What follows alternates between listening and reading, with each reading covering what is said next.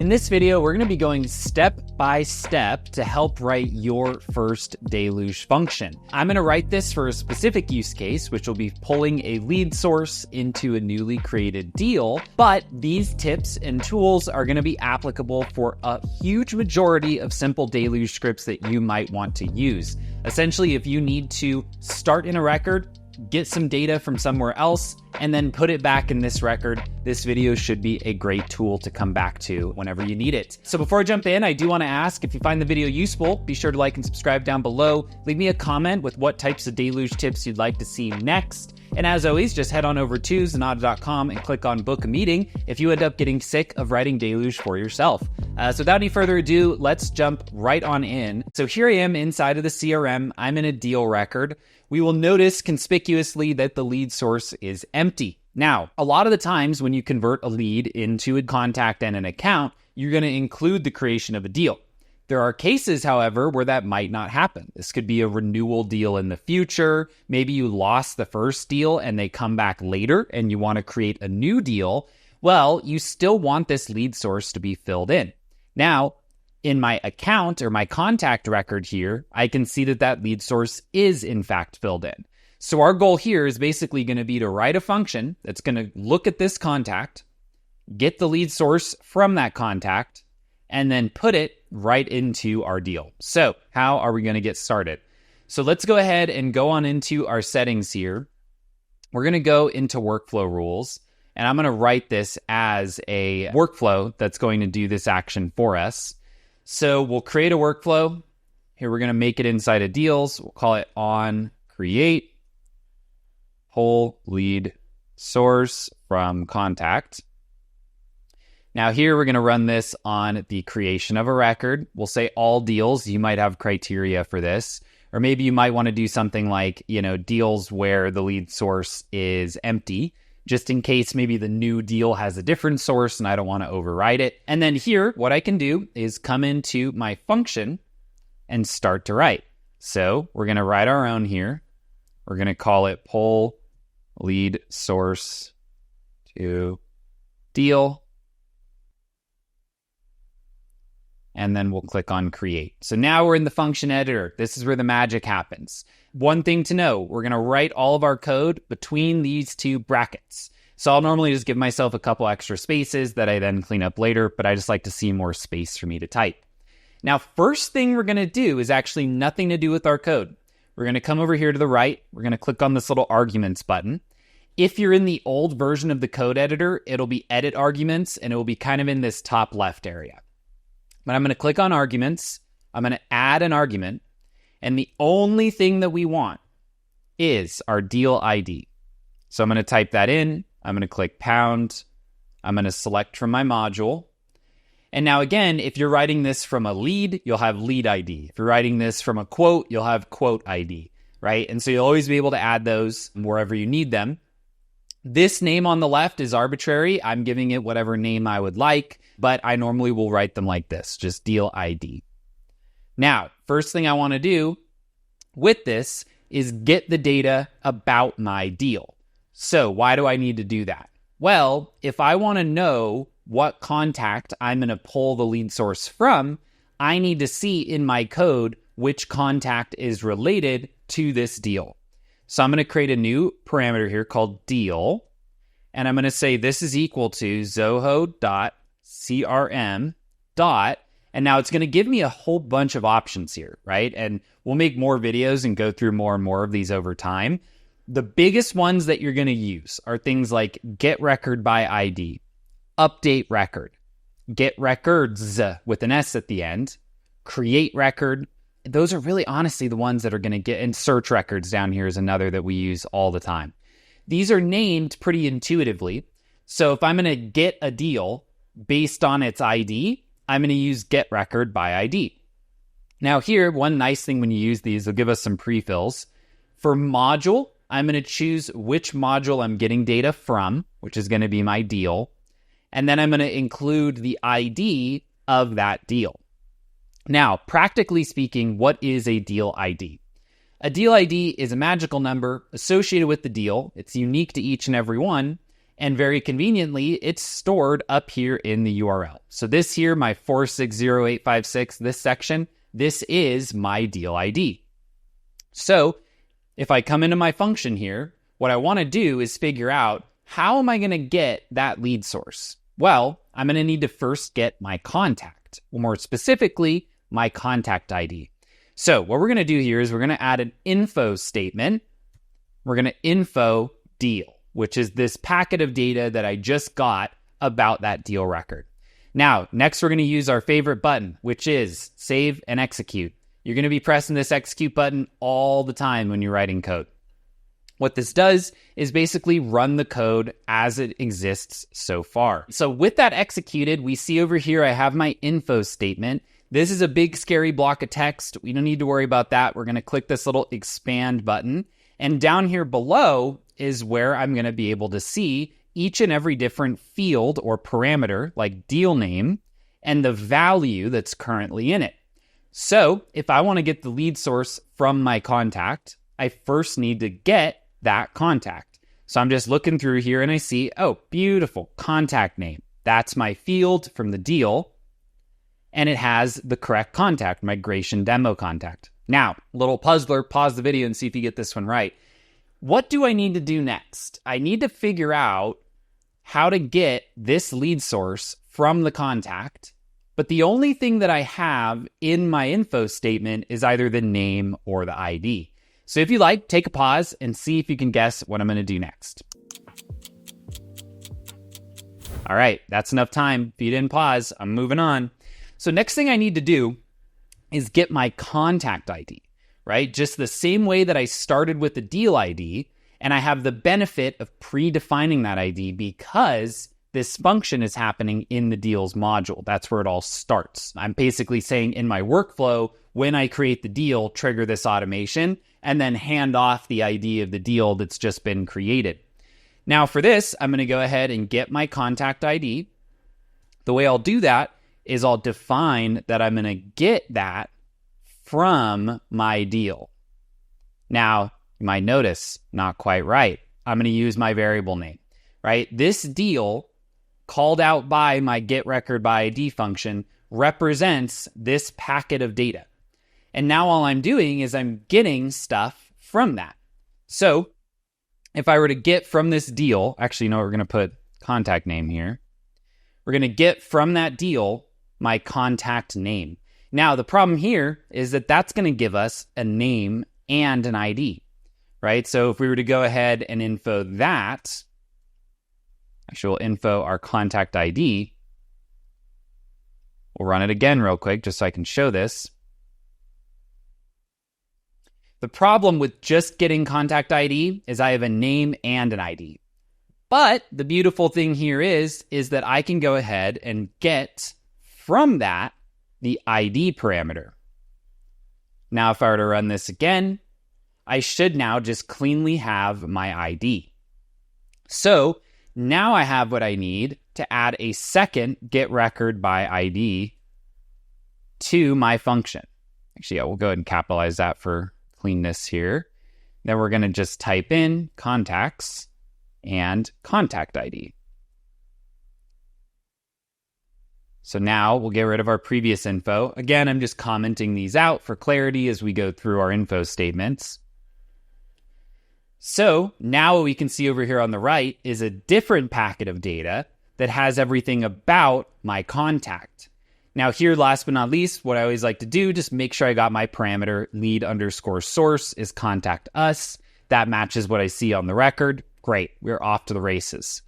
So next thing I need to do, I've created my breadcrumb trail. I've got my data about deals. I've gotten the ID that I need to get the right contact. And now I've gotten that whole contact data set. I now need to get the lead source from that contact. So just like we did before, we're going to use a get. There's technically get and get JSON. I always use get JSON. Get will work perfectly fine in vast majority of scenarios. So now I have my lead source. Now I'm going to info both of these at once here just so you can see how it breaks out. It doesn't like this for some reason. Oh, I'm using lead. This should be lead source. Little error there. Basically threw an error because I infoed something called lead, and it's like, hey, dude, that doesn't exist. I need to info lead source because that's what I called this. Now, here you can see it breaks it into two different info statements, just in the order that they show up in the code. So up here is that full contact. Down below is just the lead source value.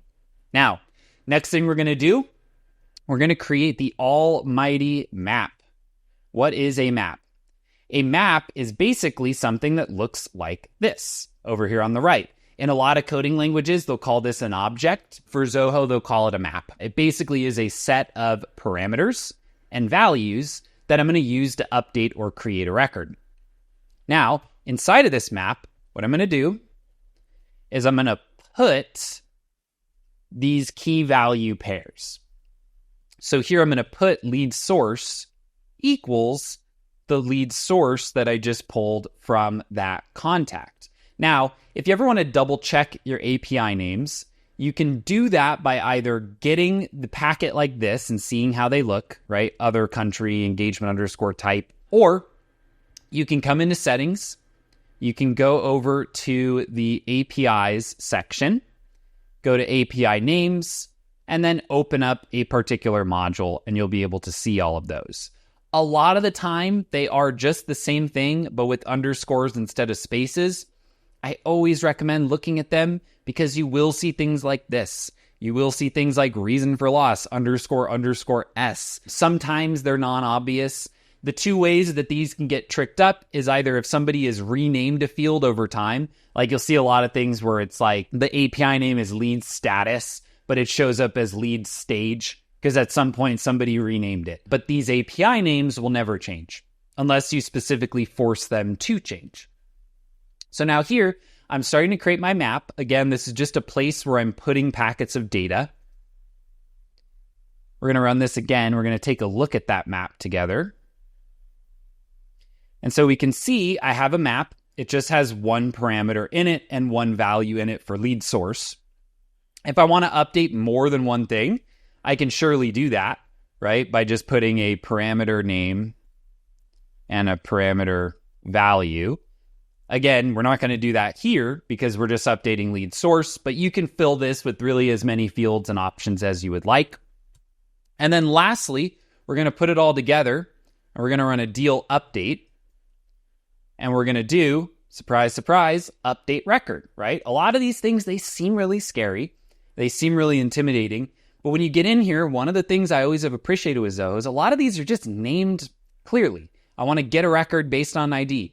I want to update a record, right? They're named pretty clearly. So here I'm going to update my deal. Now the number ID, so this is what deal am I updating? The one that matches this ID. And then what am I doing with it? Well, you're going to put in this map, right? My deal update map.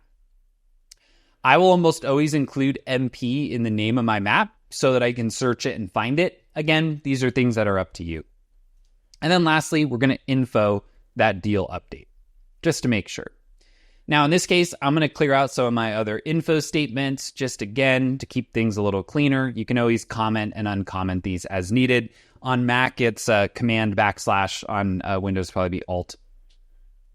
So now I'm going to function or execute this one more time. This is what you want to see, right? So if it responds by saying, hey, I modified it at this time, here's the ID, that means that the function didn't fail. Now, there are a lot of ways that a function cannot work without failing. So for example, if I put lead source, it won't fail. It just won't update, right? Because it's not the right API name. So make sure that outside of just looking at your info statement, you want to go to the record and see it happen, right? Make sure that you really do see this thing occur because it's easy to get tripped up, right? Like, hey, my code doesn't have any errors. It's like, cool, that means it's not broken. It doesn't mean that it's working, right? A deflated tire is still circular, but it doesn't go anywhere very well. So be careful about that. So now I'm going to save this, and I'll go ahead and save and associate. And that now has created our workflow. So if we want to take a look at this thing working live, we can come in, we'll go to that contact record. We will create a deal. We're going to ensure to leave that lead source empty in this case. Click save. Wants a closing date. Go ahead and drop that in. And now if I open up this deal, we'll see that even though I didn't type it in, my lead source is still going to show up, right? Because this workflow and this function triggered. And in the timeline, we can see that the lead source was updated from empty to contact us based on this function. And this function was called based on this workflow, right? So again, there's a lot of really complicated things that you can do with functions. There's also a lot of really simple, nice to have improvements that you can add to your CRM using a lot of basic tools like this. So if we really break it down, just to kind of summarize here, step 1, define your deal ID or your originating record ID. Sometimes, again, that's an account, that's a contact, that's a quote. It generally is going to be defined based on where you are initiating the function in the workflow. So if I'm triggering it on a deal workflow, in a task workflow, I'm probably going to use that ID. Those are defined over in the arguments section. You can add multiple. I do not recommend it. You only want to add that original ID and then use these get statements to get everything else that you need. Once you have that originating record ID defined, again, 9 times out of 10, first thing you're going to do is get the data about that record. Sometimes it's because you want to do math with those fields. Sometimes it's because you need a relationship, right? You need to understand which contact ID that deal is connected to via the lookup field. Oftentimes from there, you're going to be getting data about that related record and then pulling some fields from that, right? Again, here we're just getting the lead source from the contact, but oftentimes you're grabbing multiple fields. Next step, you'll create your map to do either an update or a create. Again, in this case, I'm doing an update. In other cases, I'd be creating something. Like another version of this is put a button on a contact that makes a deal, right? In that case, we'd be getting a bunch of these fields and then doing a create record. But then last but not least, once we've gotten all the data, we've wrapped it up in a map that looks how we need it to look, we'll use that to either do a create or an update of a record to accomplish the goal that we're looking to accomplish. Again, I always like to highlight, use info statements early and often. These are really, really useful because they give you insight into what exactly is happening and will often tell you why something might be failing. Sometimes they don't tell you exactly why it's failing, right? For example, if I were to execute this function, and let's say that I was pulling the lead source from the wrong field. So we're actually going to run this back real quick. So here, my function hasn't errored out, right? It didn't fail. It just isn't working, right? Because this is empty. And so these info statements, even outside of a total function failure, like, hey, you tried to divide by an empty value or 0, right? Like you created a wormhole, you destroyed the universe. Those types of errors occur and it'll pop up on the right going like, failed. But these can also really help you figure out where you've gone wrong, right? So here, if I see, hey, this lead source is empty in my map, something's going wrong about where I'm getting this from, right? And then I can come in, fix that error, try it again, and then see that pop up correctly. Now it's like, here we go. Data nirvana. I've got everything mapped where I need it. I'm ready to actually make the appropriate update and move forward. Again, finally, make sure to do those updates or the infos on any updates, create, deletes, etc. Those are going to be extremely informative. If you're trying to pass, for example, like a text value into a number field, it'll go like, hey dude, like I'm expecting number and you're sending me string, which is the nerdy word for text. Basically something with letters, symbols, things like that. Really common in systems that have been put together over time is like something's a number here and a string field here, and you might have to clean those up. So again, just a couple of closing thoughts there that I thought would be useful. If you did find this video useful, be sure to like down below. Leave me a comment with what types of things you'd like to see next. I'm thinking of doing another video that's going to cover iteration. So like for each quote related to a deal, do something. I'm also going to be looking at some if statements and probably some null checks. So like if lead source is null, put it in there, otherwise don't. So I'm gonna be making some more on these just to cover Deluge in a bit more detail, but really would appreciate as much input from you all as you may have, because I'm open to recording videos on whatever you'd like to see. So leave those down below. While you're down there, like and subscribe. As always, head over to Zenatta.com. If you look at this and go, dude, I don't want to touch this with a 10-foot pole, totally fine. We are happy to touch it. We'll actually get elbows deep for you. As always, my name is Tyler Colt, and I will see you next time.